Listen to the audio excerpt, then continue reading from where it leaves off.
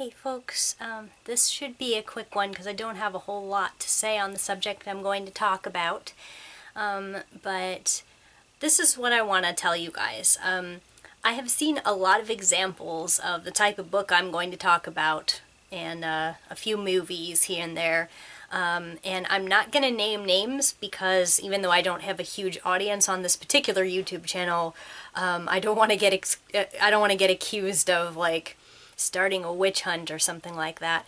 But the thing I'm talking about is when a story decides to flip the script on an existing controversial issue such as racism or religious persecution or something like sexism, and they do something that they seem to think is really creative, where maybe they create an alternate universe where women are dominating men for centuries, and it's a matriarchal society, and they cast men as sort of like the underdogs. I've seen books do that. Sometimes it's an alternate universe, sometimes it's a far future story where the gynocracy has gotten out of hand and women have taken over, because that's what some of those folks think is going on with feminism these days, is women are trying to take over and put men beneath them. So, men are being cast in these books as like the people who have been switched into an oppressed position versus women. Sometimes you'll see this with white people being cast as a minority and being abused and harassed and treated as other by people of color. Sometimes you'll see maybe they'll flip the winner of a war and they'll make an alternate history of, this terrible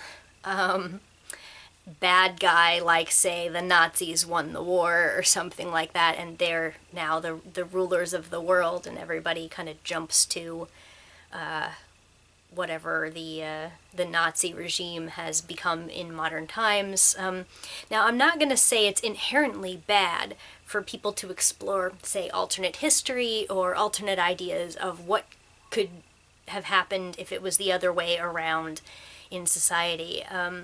And especially since a lot of science fiction and fantasy will create societies where, maybe there's matriarchy instead of patriarchy, or maybe there's an alien civilization where, the people who lived on a land for a really long time, who are reminiscent of the Native Americans, that they're actually like the ruling class, and the invaders are being treated terribly, and the colonists are not being invited in and are not being welcomed. Stuff like that. You can sometimes see, because they put these cues on these characters to make them bring those populations to mind. You know what they're supposed to be representing. And like I said, it's not inherently a bad thing. The problem with it is almost every time that you do see this in fiction, the person who wrote it has some kind of weird agenda where they think some minority is getting too powerful in today's permissive liberal society. And they've decided to take this to what they think is its somehow natural end, where, the women or the people of color are just getting too powerful, and they flip the script thinking that maybe we'll see it as some kind of terrible future, which to me, it just strikes me as kind of strange, because a lot of the same people deny that oppressed minorities are even oppressed. So it's odd that if they cast themselves on the other side of the coin as a white person or a man or something like that, that they would end up oppressed by society and everything would be terrible for them. And I think also the biggest problem is that these are usually written by majority audiences. Usually it's men who are writing these stories about what if women ruled the earth, or they are white people writing these stories about how some terrible thing happened to the planet and blocked out the sun, and knocked out the ozone layer, and now all of a sudden it's very difficult to survive if you're white because you don't have protection from the ozone layer or some being dissipated or something like that. So very few white people have survived, and this is actually a plot I read somewhere, where they're very rare white people and they're treated like dirt by the ruling class, which is of course black people. And so they're writing this story. It's a white person writing a story about what if white people were oppressed. And one of the biggest problems with the way that those are portrayed is that a lot of times they don't actually know what oppression is like, and they think it's very overt all the time. When in fact, especially in just today's society, a lot of it is a lot more subtle. And I'm not saying that you can't have an outwardly oppressive society in your science fiction or something that's set in the past or something. You might see those kinds of things, and you also might see overt examples of such things in a society like ours. I mean, it's not like they don't exist. It certainly happens all the time. There's all kinds of institutional oppression that still exists. But I think the problem is that it doesn't manifest the way that people who don't experience it think it does. So anyway, I'm not going to say you can't write a story where the scripts are flipped in some way, like that it would be a bad idea necessarily to do that. But I'm going to say you should always use caution and ask yourself, like, why are you writing a story about oppression, but you're doing it making the sympathetic character and or making the point of view character somebody who in our society today is not part of an oppressed minority? What is your purpose in, say, taking a white man in a story and creating a situation where he has to be a slave and making that his story, making that his narrative?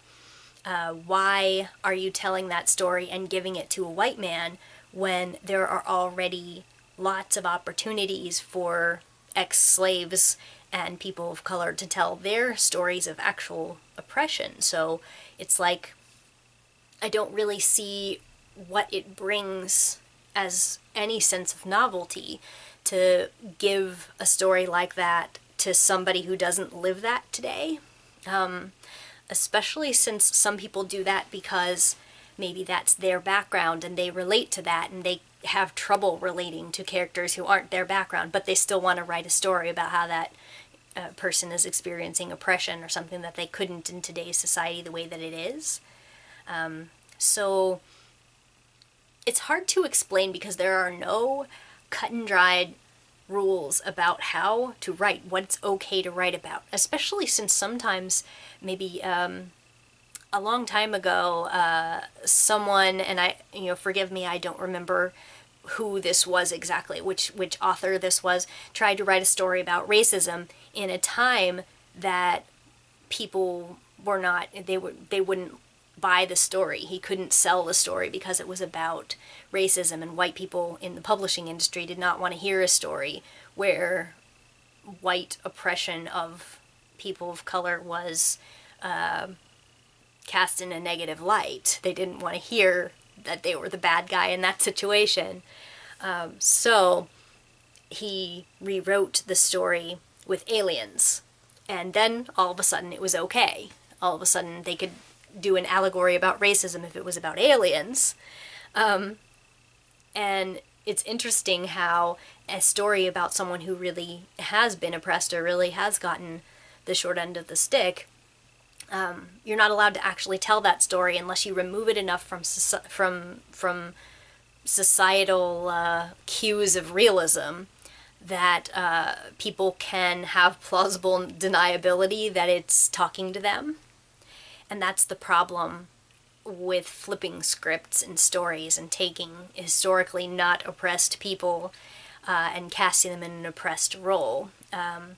Especially, like I said, since some of those stories have a specific agenda where they're writing a cautionary tale, where they think this is where we're going if we keep denying some supposed natural order where men rule over women, or white people are superior to black people or something. And there are plenty of people out there who think like that, or they don't realize that they think like that, but they do. And I had a conversation with an author once who had written a story specifically about having a really convoluted excuse to have a white man sold into slavery during the slavery era. And there were so many aspects of it that were explicitly racist and awful, but the person insisted, no, I'm not being racist when I do this. It's very sympathetic to the slaves.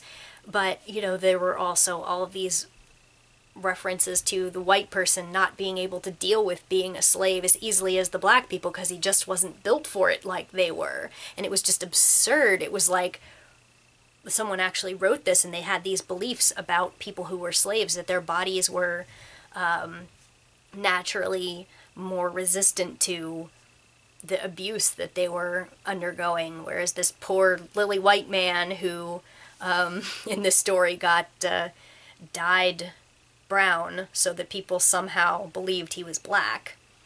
And they took this guy, and a lot of the injustices against him were portrayed as if they were only unjust because they shouldn't be happening to him because he's not really black. And, that's kind of the problem that a lot of people fall into when they haven't studied the situation, they haven't lived the situation, but they think they can write about what it's like. And they make a lot of mistakes like that, and it's really very cringy. And of course, a lot of the people who are from whatever majority that can relate to that population, a lot of times they won't see it. They'll think it's very inventive. They'll think this is a really fresh or novel way of dealing with this subject and making it relatable to mainstream audiences. But mainstream audiences in that context is code for straight white people for the most part. And, I think we really need to get past, as a society, a point where the success or relatability of a book depends on whether the so-called everyman of Western society can relate to it. If you want to count them all up, most people are not everyman. So we just really need to get past the point where we think it's necessary to make sure that those people feel comfortable reading our book or watching our movie. And, really enough with the Native American allegories where you have, white savior stuff, and you have aliens who are obvious stand-ins for Native Americans. And there are so many of those where noble savages, as they call them in like TV tropes and whatnot, they have these messages about preservation and spirituality that they think represent some kind of overarching Indian culture or Native American or particular tribe, and they don't understand that there is not you can't just mix and match that sort of thing. It's not it's not a philosophy that everyone who lived in North America before the colonists arrived all shared the same beliefs or anything, and they just transplant these onto like alien cultures and have humans come in there and somehow like show that this is a bad thing to do, basically what our ancestors did. And we can get on board with that, but we won't get on board with when it's what we actually did. We'll go into denial, or we'll say it wasn't that bad, or that it's exaggerated, or it was too long ago to care about. But these kinds of things are still happening today, and people really kind of only want the surface level feel-good story about it. They want to pretend that they are on the side of the little guy, but when you try to tell them exactly what side they're on with their practices and the way that they live their lives, a lot of times they don't want to hear it. So a lot of good flipping the script even does. So that's what I have to say about that. And thanks for listening.